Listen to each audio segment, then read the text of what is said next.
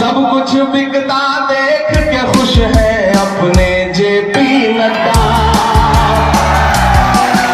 जनता महंगाई की मारी करती हाहाकार, कहाँ सोया है चौकीदार, कहाँ सोया है चौकीदार। मुझे भाई इधर आइए। देखो यार, एक बात बहुत जज्बाती तौर पे आपसे कहता हूं, मैंने इस इंसान को देश की पार्लियामेंट में हर दिन आपके मुद्दे पर लड़ते हुए अपनी आंखों से देखा है। मैं हजारों किलोमीटर दूर से आपसे यह कहने आया हूं कि इस इलेक्शन को बहुत जरूरी समझ के लड़िए। विजय भाई की जीत सिर्फ इनकी जीत नहीं होगी।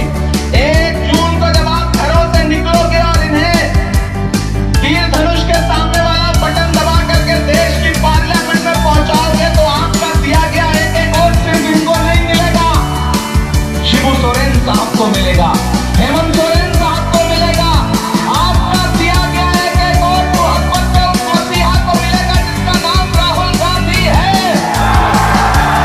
आपका दिया गया एक वोट बाबा साहब अम्बेडकर जी के सच्चे अनुयायी मल्लिकार्जुन खड़गे जी को मिलेगा। आपका दिया गया एक वोट प्रियंका गांधी जी को मिलेगा, सोनिया गांधी जी को मिलेगा।